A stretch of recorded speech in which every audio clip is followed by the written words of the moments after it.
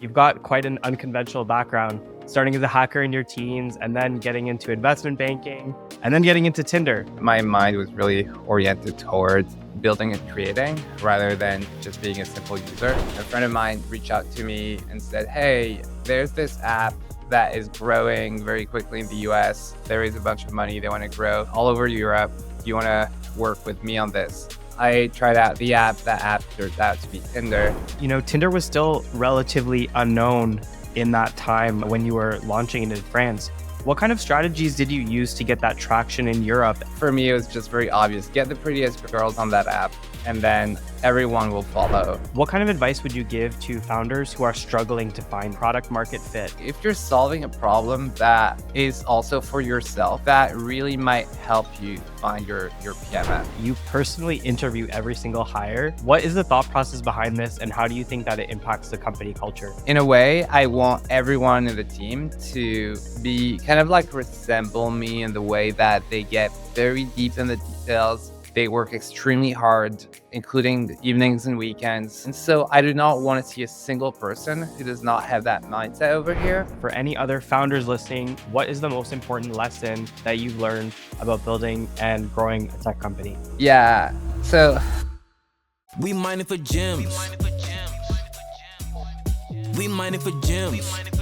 With your host Nick, yeah, he got the game to help you grow in the B2B lane. Even in SaaS, let's get to the games. Today, I'm excited to welcome Anis Bennaceur, co-founder of Attention, which, if you haven't heard of it already, is a cutting-edge sales enablement platform.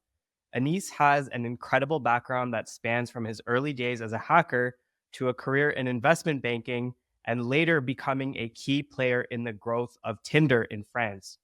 He then launched Mixer, a professional network for creatives, before co-founding Attention, where he's revolutionizing the sales tech space, leveraging AI and automation. With Attention's rapid ascension to 2 million ARR in just over a year, Anis brings unique insights on growth, building high-performing teams, and the future of sales technology. I can't wait to dive into his lessons and journey so far. Welcome to the show, Anis. Thanks, Nick. Very excited to be here. Yes, absolutely. So as we talked in your intro a little bit here, you've got quite an unconventional background, starting as a hacker in your teens and then getting into investment banking and then getting into Tinder. So how did each of these experiences shape your approach to entrepreneurship and growth? Yeah.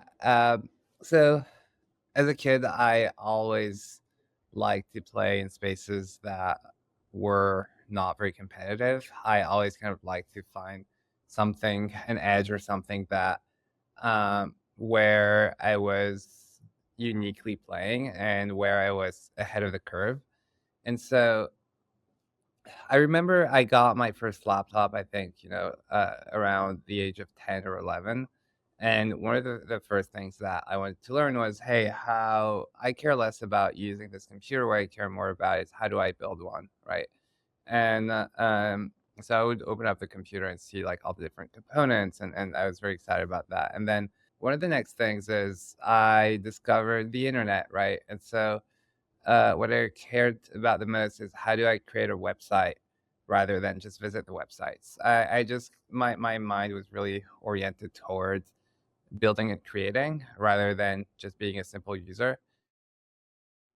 So I ended up learning that in order to create a website, you have to learn how to write HTML, right? And so you just open up Notepad and write some HTML code, but then you figure out that HTML only gets you so far, and if you wanted to have better looking websites, you had to learn JavaScript, and so that opened up a whole new door about figuring out that you had all these different programming languages or development languages when it came to the web, and then if you wanted to actually program software, you had to learn Visual Basic and C++ and all those different programs, right? And then came the this virus called I Love You back in the day. If you grew up in the 90s or 2000s, you definitely probably remember it.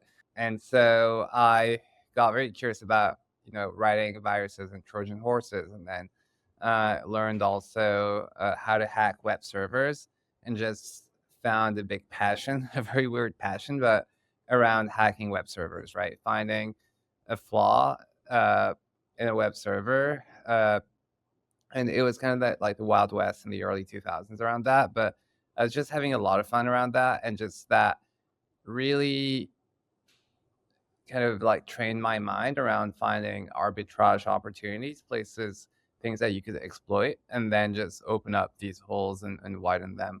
And the reason why I start with something non-competitive is because no one in my school, no one in my class was ever doing this, and I that was kind of like something I peaked at, right? Would have computer classes, and I would be by far, far, far like uh, the best one in class around that, and that was just my biggest strength. Um, and everyone was just very admirative, including even my computer teacher, who was just like, this kid is out of this world when it came to that. And through that, basically, I also that kind of like also drew me towards math and developing a big interest there. And so when I went to study in France, I went to what they call a prépa, which is some type of like preparation for the top schools. Um, and math made me just get into one of the best schools in Europe. And at the time, I didn't really like physics, but I decided to study business and finance. And it was early 2000s, right before the Lehman Brothers collapse, and it was the one thing that you had to do coming out of business school, which is finance, right?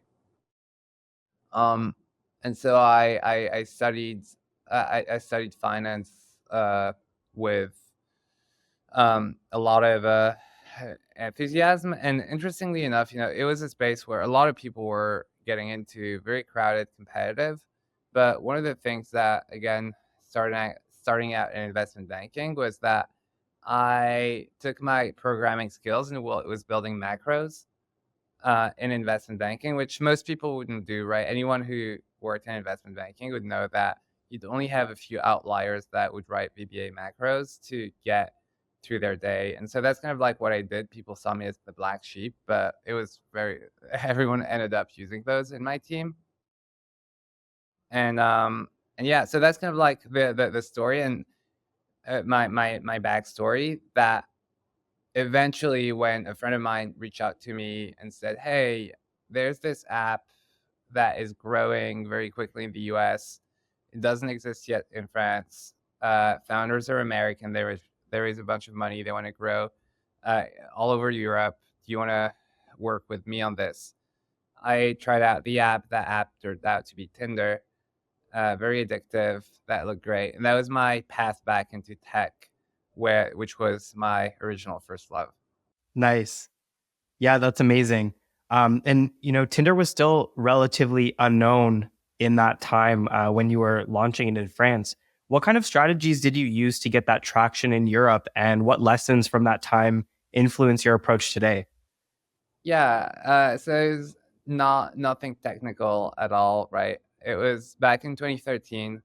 And actually, anyone who reads The Cold Start Problem by Andrew Chen will see that these paragraphs about Tinder's growth, and they were all true, right? We went to schools where they had a lot of pretty girls, and we got them to sign up on the app, because the difficult part to get on that dating app was pretty girls, because once you got those, right, like on every single marketplace, you have to first focus on the hard parts of the marketplace. And without really theorizing things, with the same level of professionalism as Andrew Chen does in his book, for me, it was just very obvious. Get the prettiest girls on that app, and then everyone will follow. And so we worked with a bunch of, actual club promoters at the time. I was, I think, like 23, 24 maybe, or 25. I forgot anyway. Actually, yeah, 25, 26. I had a lot of fun doing that. We had a bunch of, female models sign up on the app. And then we went to all the schools where they had pretty girls. So think about fashion schools, marketing schools, communication schools, um, And we paid a lot of pretty people to just go around campus and get people to sign up, and we trained them on the messaging around it. Right? It was like it was not about, hey, do you want to date people around you? That sucked. What you had to do is actually, and I really trained everyone around this, is, hey, do you want to find out who around you in your neighborhood is into you? And people would be like, yeah, of course, I want to know who's into me. And then, well, check out Tinder. This app will actually show you um, who is into you by matching you through the swiping motion. And then you get them. They give you, you know, they give you their phones uh, every, once, maybe every 5 times or something, and you get them to sign up. It was extremely easy, right? All you had to do is connect it with Facebook. It would pull up all your photos from Facebook, which was pretty genius from the Tinder founders. And from there, they had created profiles, right? And you got them to swipe around.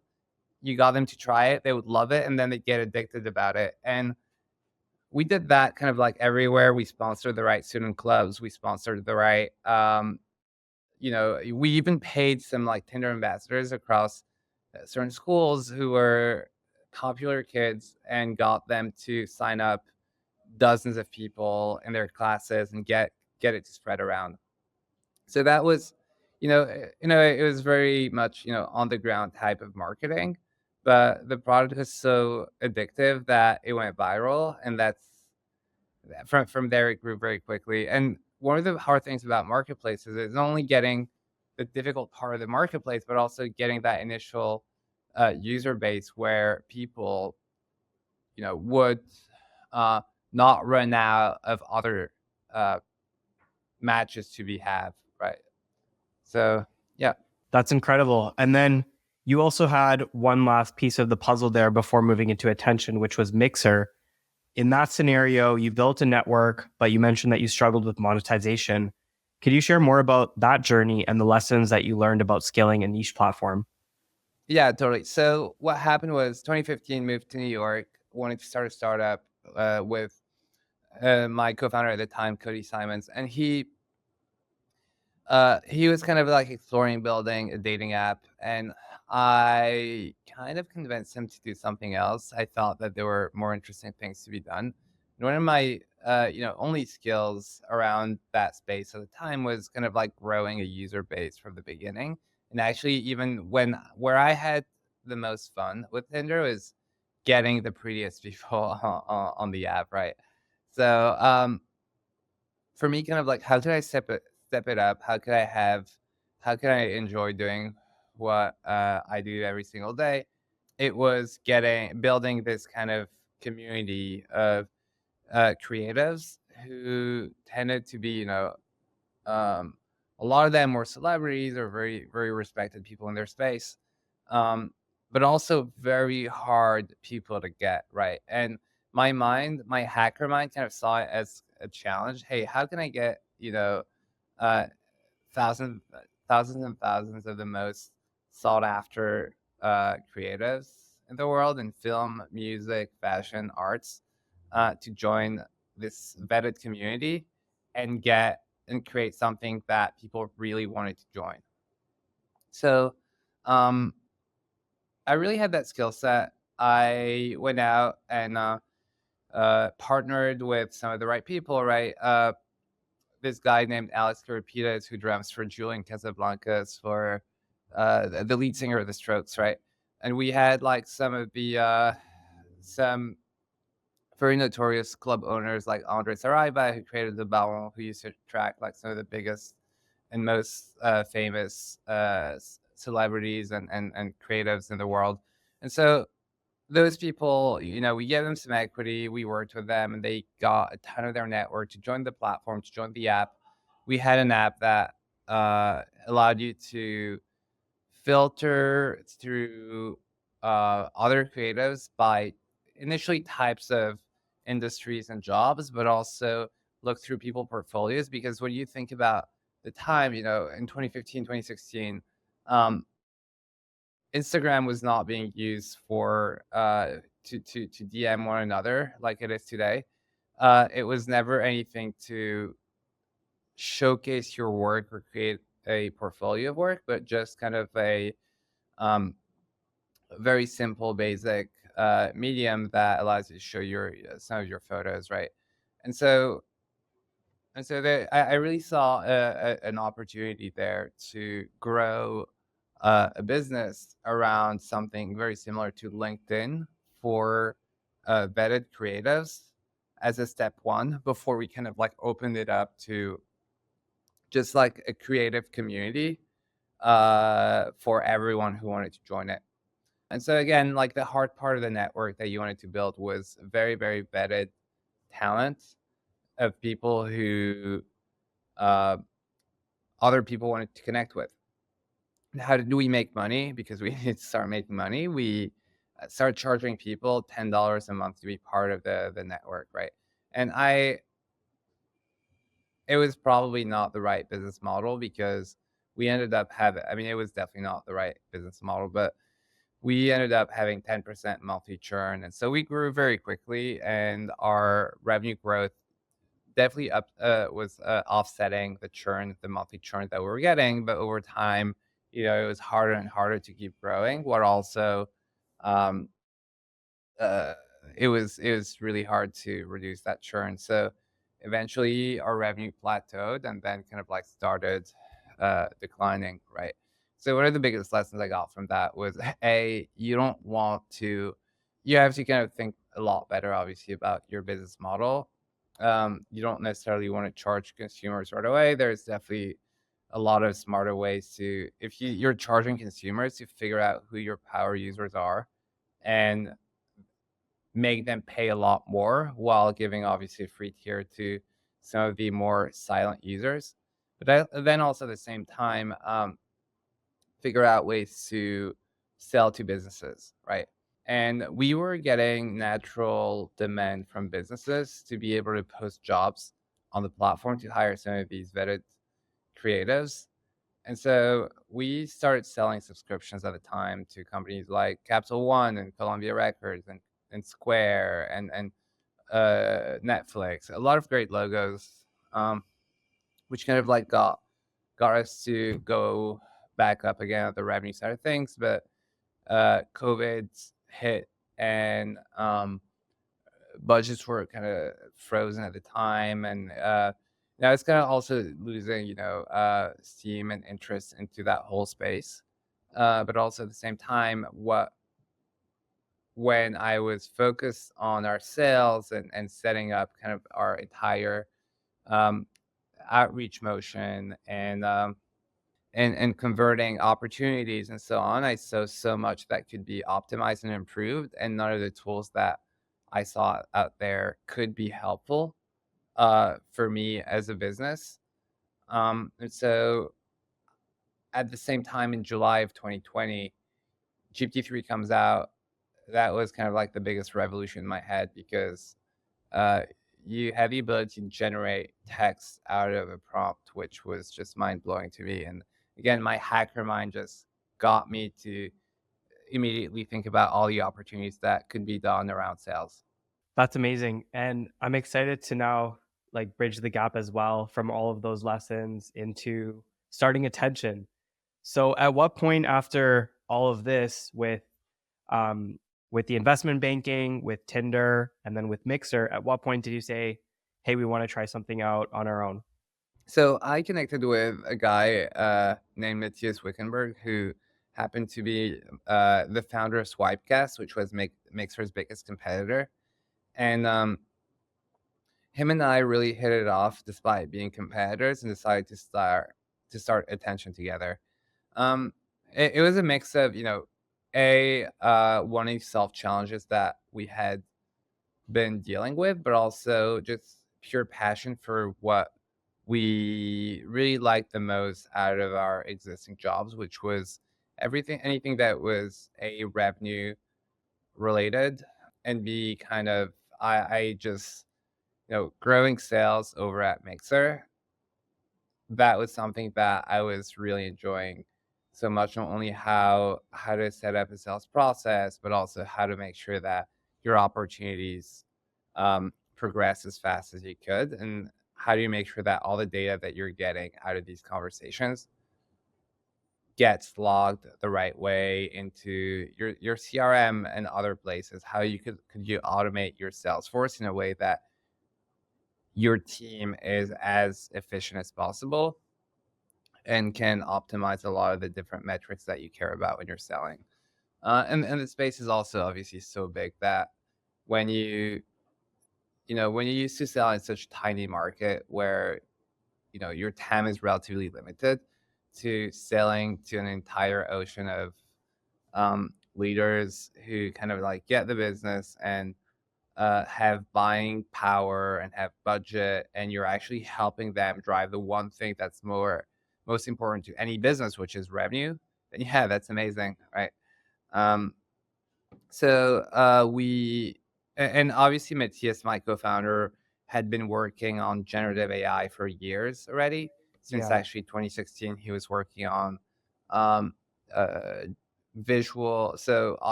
He was working on computer vision type generative AI already. So we both kind of like had a mix of all these very big interests with pains that we had lived and wanted to go out there and build something that people wanted, right? So Attention was born in September of 2021, exactly 3 years ago now. And I don't regret it a single minute, right? We spent some time building and talking to users for a while, staying in stealth mode.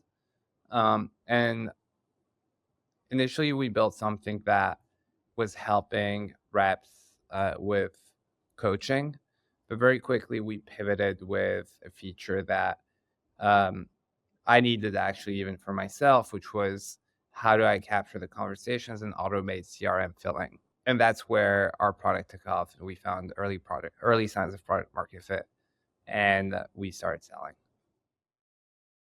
Yeah. Yeah, exactly. And then I wanted to dive into that pivot a little bit as well. Can you walk us through that decision a little bit more? Yeah, Like, was there specific signs that were really telling you, hey, this is not the way for us to go and we need to change directions? yeah.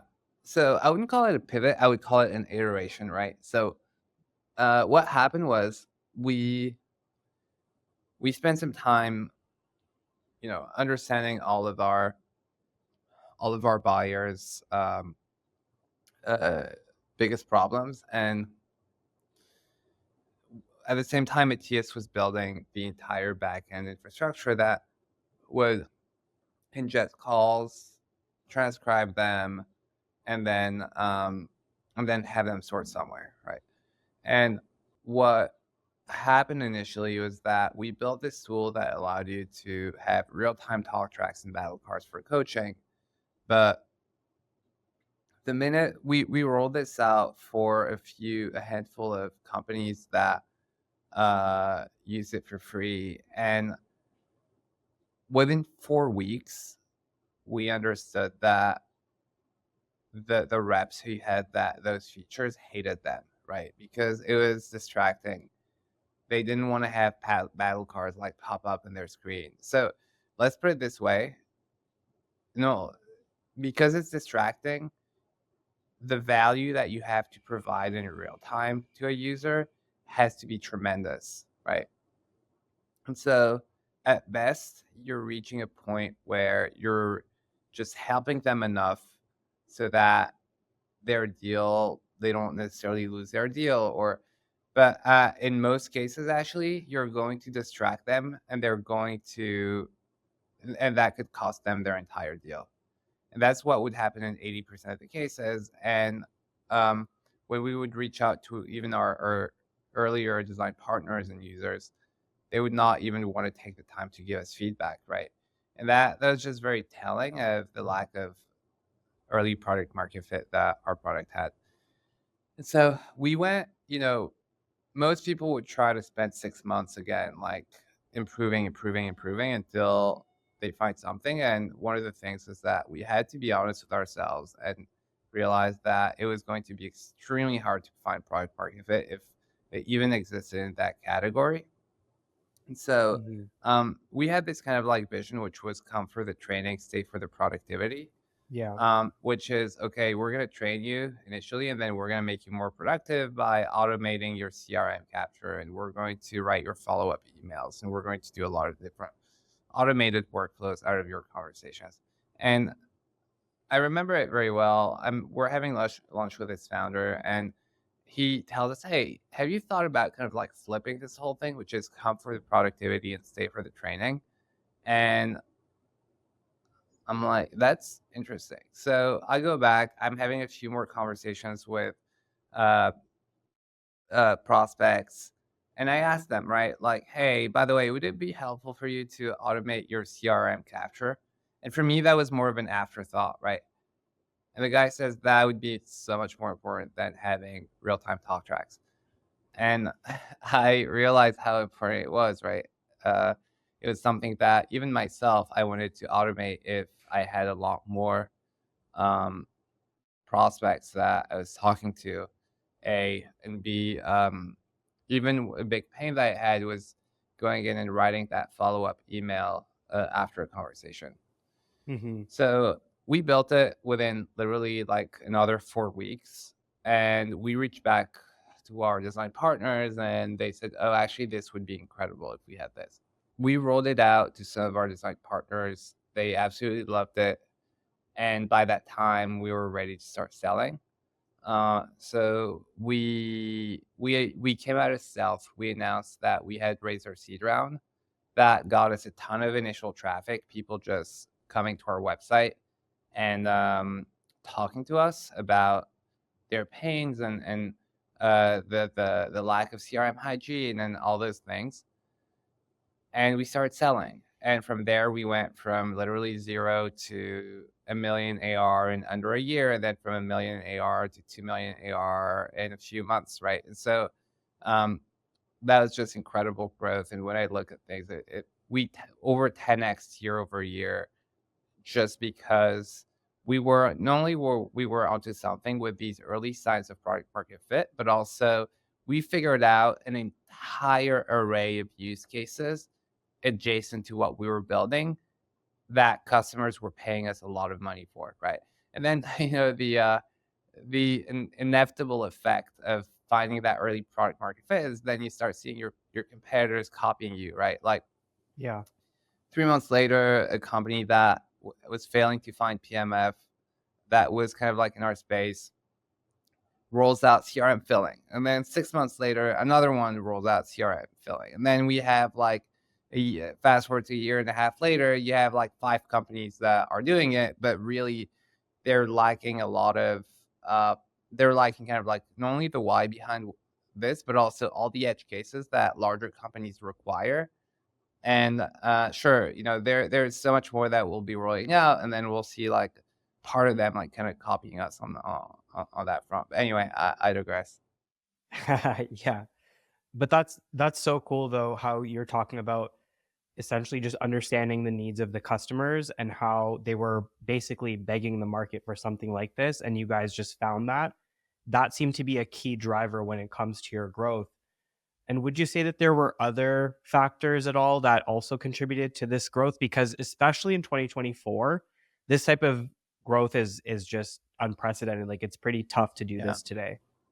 yeah. I would say actually okay. So there's a few things. The first one is obviously the tailwinds that we get out of being in AI, right?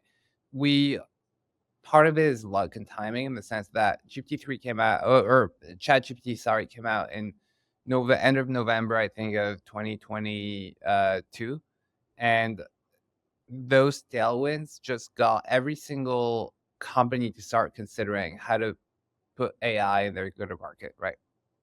So that really helped us get a ton of velocity in our sale, and so when you think about, some of the fastest growing companies of our day and age, they're all or most of them are in AI because of those tailwinds. And so when you're comparing our growth, I think it would be fair to compare it with the companies that are in the whole like AI world.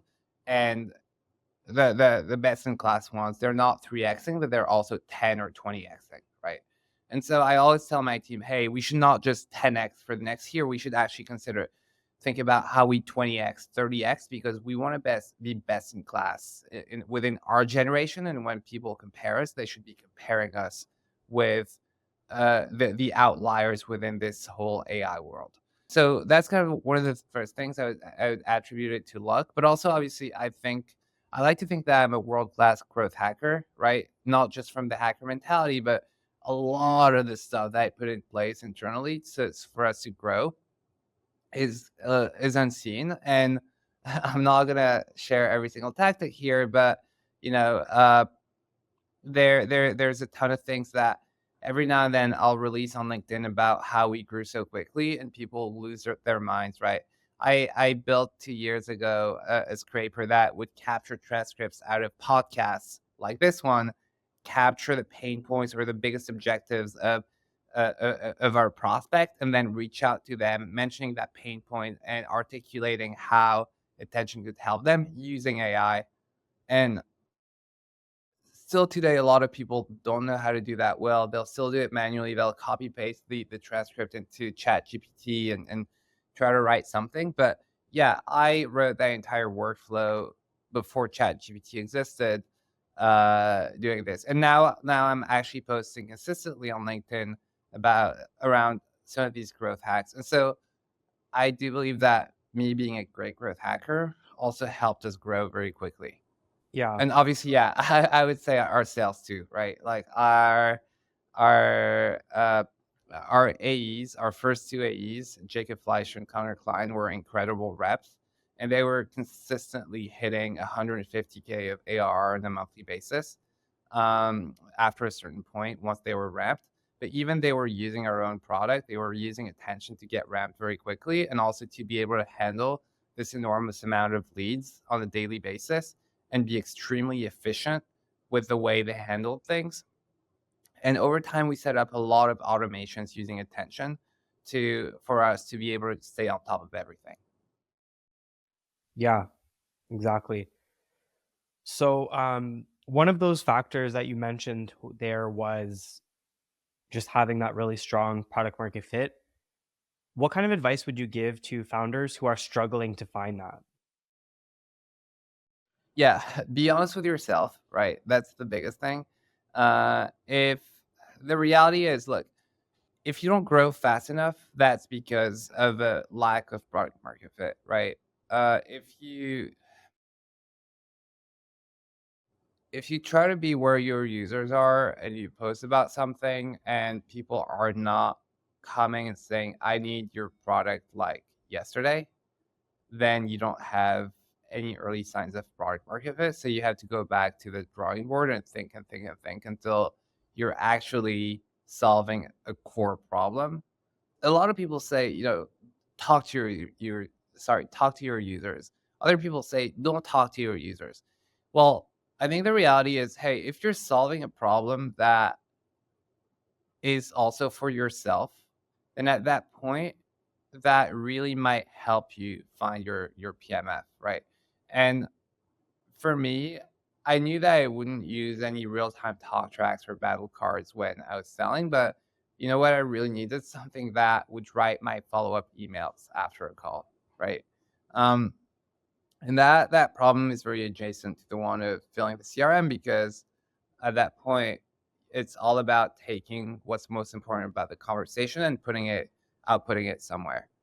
Um, and obviously, today we have 4 account executives, a couple of BDRs, and as a CEO, and a head of sales. And as a CEO, I definitely need to have that CRM hygiene to even understand what's happening, to be able to uh, know within a certain month where we stand and forecast what's going to close. And so that makes a ton of sense. And having that understanding, as a post Series A founder, that gives me a ton of visibility around what I should be building for our users to absolutely live or need to live with our product. And so again, yeah, try to solve something that a problem where you're very close to or that you're living with every day, that's going to be extremely helpful for you. And then yeah, figure out like it's just the painkiller versus vitamin, right? As long as you haven't figured out a painkiller, then just keep talking to users um, until you solve it. I would say maybe this is actually a hack that I would give any smart founder out there. Um, Before going out and spending months to build something, right? Um, Try to find if there's any existing product out there that even early stage product that is the idea that you're having, right? Um, Log in and try to sell it to other people, right?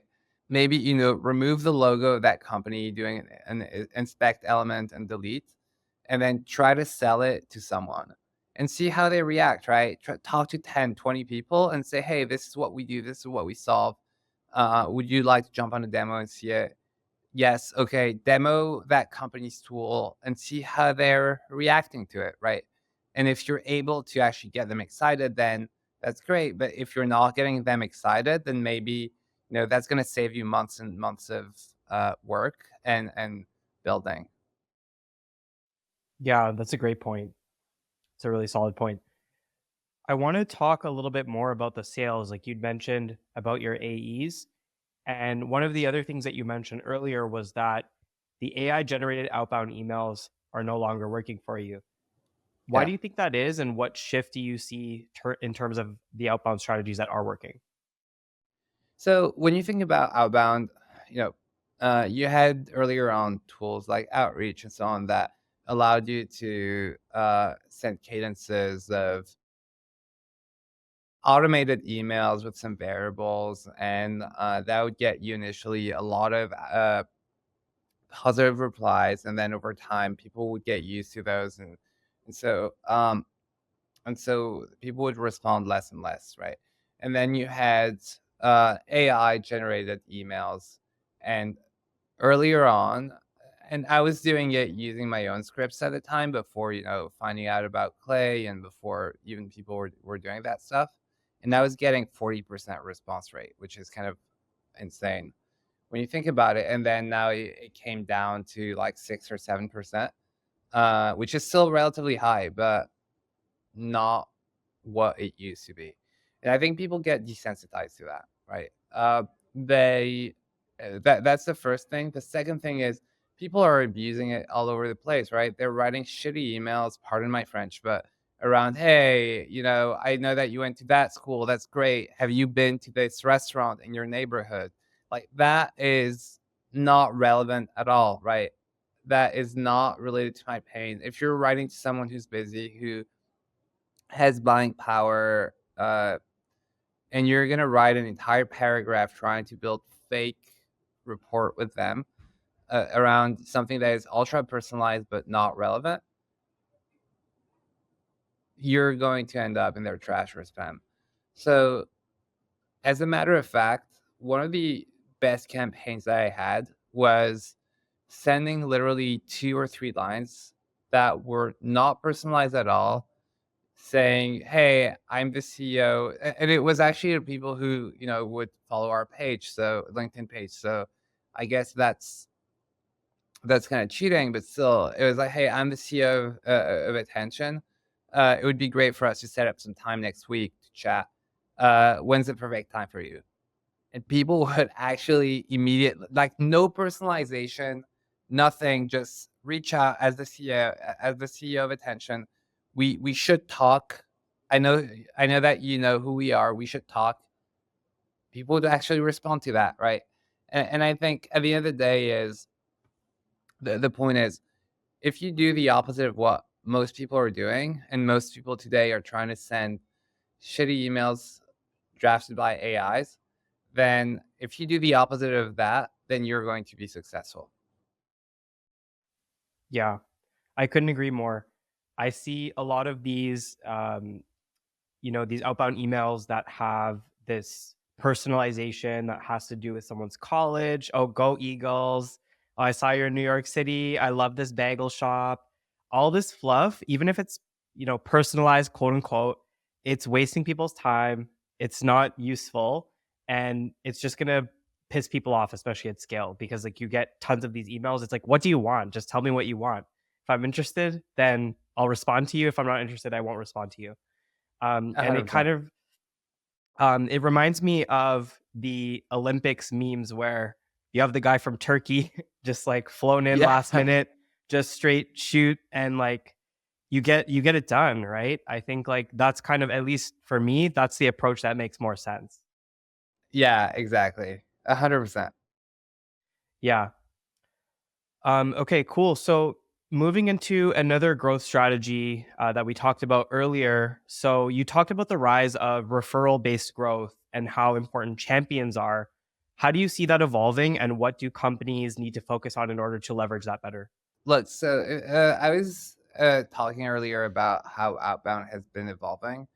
And when you think about it, you know, now you're having emails with AI, and now you're having what was the next thing? It seemed to be like warm intent outbound. If you make warm intent outbound with some AI, then maybe it gets you a higher response rate. But anyway, I think that there's two things that you have to think about there. It's capturing your leads intent, right? Where are they in the funnel, right? Are they problem aware or not? Are they going to be in a buying motion? And then, in addition to being in a buying motion, having intent and being problem aware, are they aware of you, who you are, right?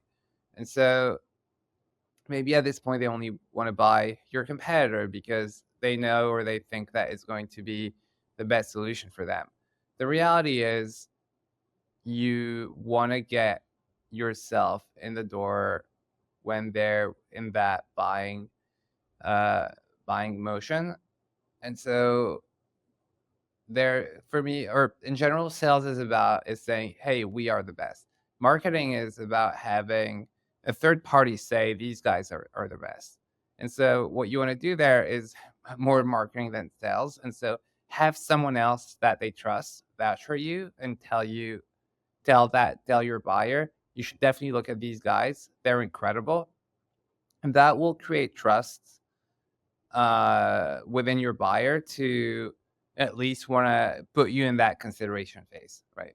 So there's two aspects that you have to take into account here. The first one is um, you need to capture that intent phase, and then once you've captured, the second one is how do we find out who this person knows or trusts or respects, that we know too that we can reach out to and get a referral from, so that at least we get our foot in the door. We're able to talk to them, understand their pains, their challenges, their goals, so that we can best service them and potentially win this deal.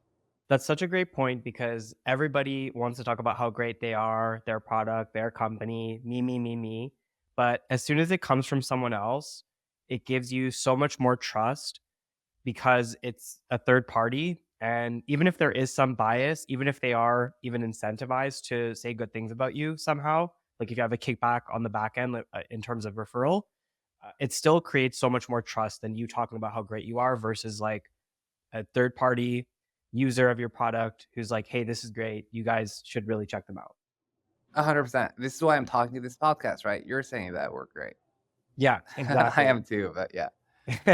Exactly. So future of sales automation and CRM in terms of signals and using AI to improve performance, what do you think the future looks like? Yeah. I think that, look, most people have built a lot of workflows around their top of funnel because it's existential to them. They need to keep generating leads. And so you have a lot of people who are in this hacker mindset who build top of funnel workflows. When it comes to bottom of funnel and conversational data and what customers are saying, how do we keep increasing, our or keep upselling our customer base, or how do we go back to people that we spoke to in the past so that we get to sell them again? Very little workflows exist, and so in a way there's so much that you could do that most people don't realize, right? I'll give you a very simple example. Um, Even understanding closed loss, most people don't do that well, right? With attention, what you can do is set up a workflow where immediately if a deal has been marked as closed loss, right, in your CRM, attention goes back, analyzes the entire deal, every single customer touch point to understand what your rep did wrong in the discovery call, right, using your sales framework, understanding what were the initial risks within the conversations within the deal, how many stakeholders were in that deal? Was the deal being multi-threaded? Why did it stay longer within specific stage? And then give you kind of like a very short report on your close loss reasons and who they're going with, and store that into your CRM, right? And so, your company is going to last for hopefully a decade, and your rep who lost that deal might be gone in the next 6 months. But then the next rep who's going to work that deal again when the contract with a competitor is about to get renewed, well, it's actually great to have that data in your CRM and surface that again automatically in a Slack channel or in an email to someone saying, hey, by the way, contract renewal with the competitor is going to happen around this time. This is You should reach out to that company the next 4 weeks with uh, this and this argument. And this is why you lost that deal. Keep this in mind and stay aware that you might run into this again. So uh, be prepared, right? And so all those things are it's it's a longer term play, but there's a lot you have to set that up early, because otherwise you're gonna end up with operational debt and you're gonna get screwed as a business and you're not gonna be able to scale the way you want to scale. Yeah, 100%. So the next section that I want to get into is the team building and scaling. So we talked a little bit about the AEs, and earlier you mentioned that attention grew from 8 to 20 people, and now you're on track for 40. What challenges have you faced in scaling the team so quickly, and how do you maintain the cultural alignment across such a fast-growing team? Yeah. So, um, well, the what happened first is that we closed our Series A, right?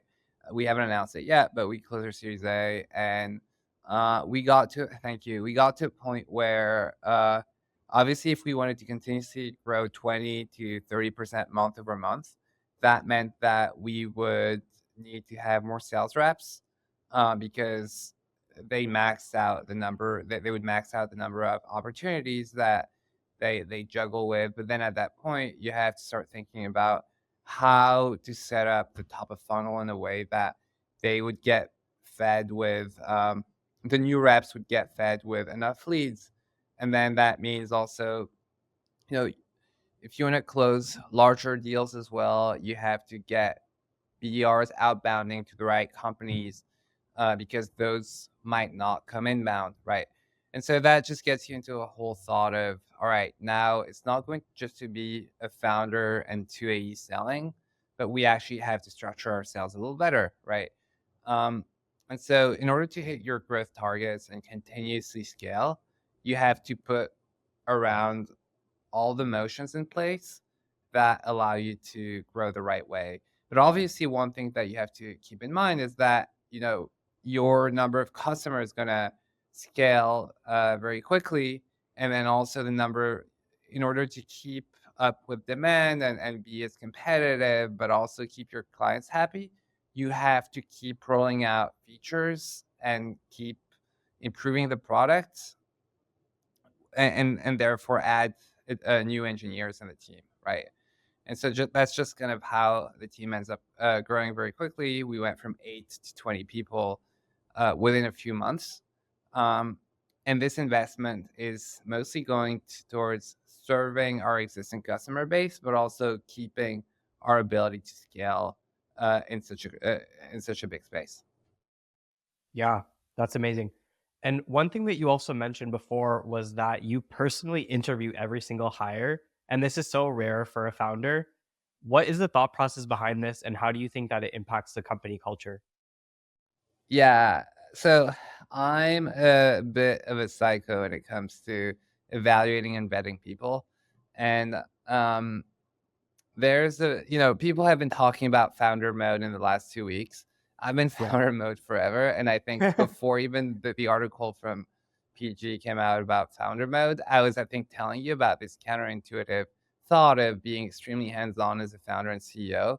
And, and kind of like being aware of everything that happens in your business, not just to keep control, but actually to be helpful to your team and make suggestions where they might uh, not have the full picture, right?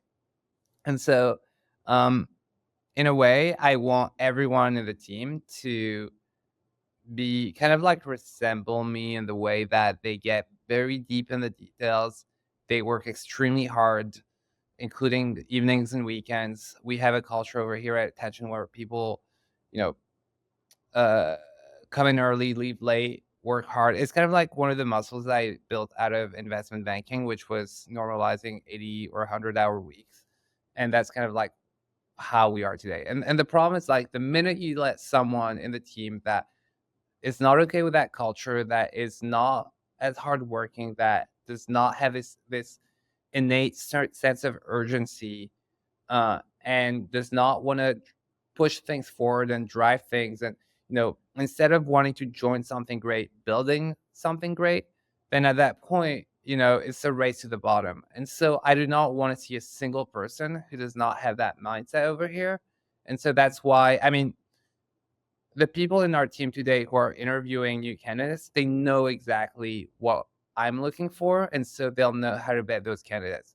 And so typically what happens is once someone makes it to the final stages with me and Matthias, it's most likely that they're gonna get hired, but still, I wanna make sure that those people who made it to the final stages are still excellent. If they're not on that quest for excellence, if they're not pushing things further, they're not gonna make it. And so, yeah, we interview a lot less people than we used to, as founders because our team is doing such a great job at vetting for top hires. But still, yeah, I just want to make sure that every single person that joins talks to me and talks to Matthias. Yeah. So two things there. Number one, Anis invented founder mode. You heard it here first. And number two, employees don't rise to the level of the hardest working person, the best employee, so to speak. They will fall to the level of the worst person on the team. And so I think what you talked about there was so important because having a culture where you vet every single person to make sure that they're going to contribute positively is so important. It really shows that you want to protect that hardworking nature and dedication. And like you said, normalizing 80 or 100-hour work weeks. Whereas if you have a person that kind of has the attitude of check out, check in, they just want to come and clock their hours and head out as soon as possible, the entire team is now going to fall down to that level of that person. So, Exactly. yeah. 100%. Yeah, so you made a really good point there. Okay, so last thing I want to talk about with respect to the team is that you mentioned that you like having engineers to work remotely, but for sales, product, and marketing teams, you like them in the same room. Why do you think in-person collaboration is critical for certain roles? Yeah, totally. Learning by osmosis, right? You want to have people in the same room, listen to each other's calls. Obviously, Attention will give you the recording and you can watch anyone's calls, but still, when we're all in the same room and everyone just kind of like tries to do better than their peers, and there's always a sense of competition. And I'm there in the room as the founder, so I'm fully aware that people are trying to show me that they're better than their peers, and this is incredible, right? And I love that to see that as a founder. And then obviously learning by osmosis, you can turn to the person next to you and ask any question, and that person will help you. But if you were remote and you had to ping someone, you might not want to ping someone on Slack and jump on a huddle to bother them, or you don't know what's going on in their day, and so you might not want to bother them and ask any questions. So I love the fact that everyone's helping each other, and we're all in the same room and competing and doing better, and getting getting to push things further, and that's great when you're in that room. I'm mentioning a lot of different things, but again, sense of competition, learning about osmosis, and just general good vibes, right? People end up spending a lot of time together even outside of the office, which is great. The other thing is when it comes to engineers, you want to optimize for overall really good talent, and it is a very scarce resource.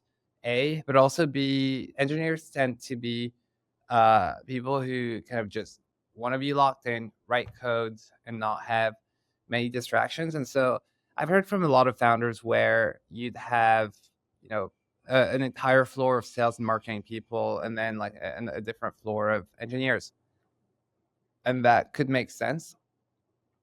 In that case, why not let the engineers kind of like work from anywhere in the world, or as long as you're putting in the right processes in place to make sure that they're delivering and that they're hitting their deadlines and that nothing falls behind.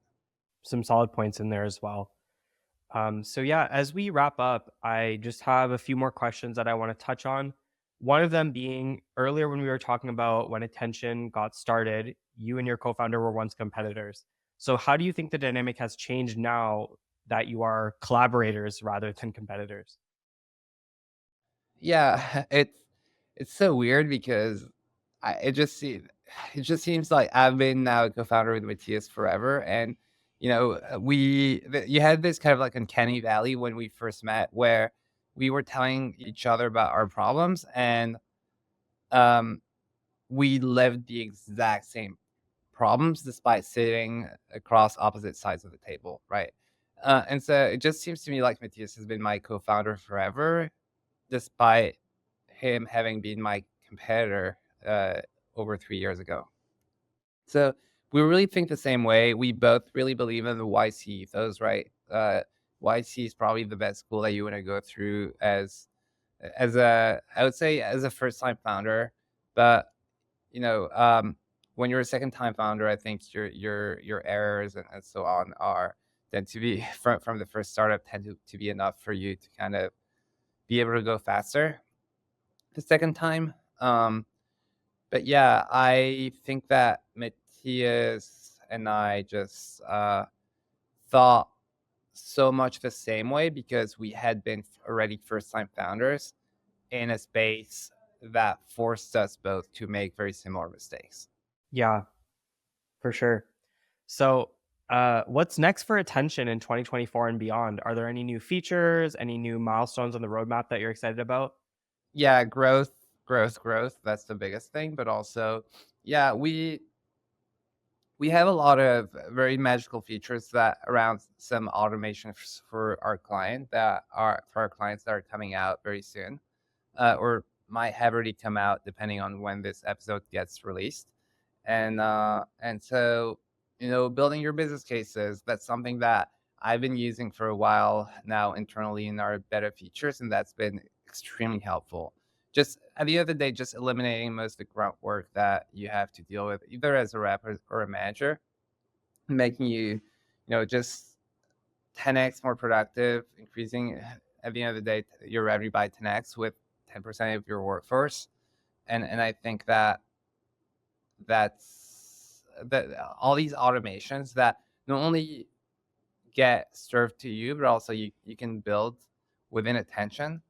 Um, that's one of the things that are the most exciting to me. Amazing. Looking forward to all that. So, last question that I have is for any other founders listening, what is the most important lesson that you've learned about building and growing a tech company? Don't lie to yourself. Do the best that you can to find product market fit. Do not hire too much until you found that product market fit. That's the most important thing. There should be almost no one but yourself and your co-founder until you find that product market fit. And then when you start generating revenue, just focus on things this way first. How do I generate as many leads as possible, right? Where I get to a point where our reps have too much pipeline to deal with before you start hiring more account executives to the team. That's kind of like the second thing that I would say. Nice. Okay. Well, you've shared so many valuable pieces of information. It's a good thing that this podcast is called Growth Gems. Thank you so much for everything. Is there anything else that we didn't touch upon in the questions that you feel like would be good to add before we wrap up? No, I think all of this has been has been great. I think that probably if we did this 6 months from now, I probably have a lot of new takes on the world because I would be facing new types of challenges and within our ability to scale. But if you're a founder going from 0 to 1 million or 2 million in ARR, I think there's a lot of valuable stuff for you here to listen to. Yeah, definitely. I agree. And we should maybe catch up in like 6 months to 12 months or something. We wanted Amazing. to do an in-person podcast, so maybe we'll see if we can set something up later and we'll hear more about what's going on at a different stage in the company. Amazing. All right. Thank you so much, Nick. Perfect. You on Yeah, next no time. problem at all. I'll give you a plug as well. If anyone wants to learn more about Attention or learn more about you, what's the best way to get in touch? Yeah, go to our website. Actually, now it's attention.com. And or feel free to connect with me on LinkedIn, Anis Bennaceur. Okay, perfect. Wow, attention.com. That's a big one. Congrats. Yeah. Thank you. All right. See you, Nick. Okay, see ya. Bye, Anis. Bye. We mining for gems. We mining for gems. We mining for gems.